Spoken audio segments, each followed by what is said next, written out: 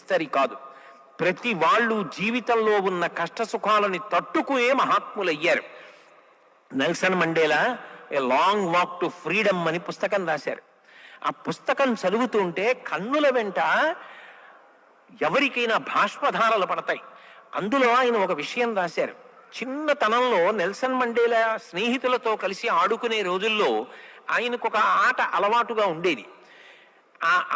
వాళ్ళందరూ కలిసి గేదెలు కాస్తూ ఉండేవారు.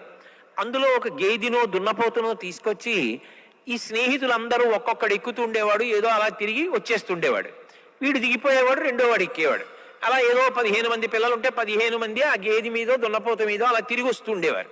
అదో ఆట. ఓ 10 మంది పిల్లలు తిరిగి వచ్చిన తర్వాత నెల్సన్ మండేలా గారి వంతు వచ్చింది. ఈయన ఎక్కారు ఆ గేదె మీద. ఆ గేదె ఏం చేసిందంటే 10 మందిని బాగానే తిప్పింది. మండేలా ఎక్కినప్పుడు దానికి ఏం కోపం వచ్చిందో తెలియదు. అది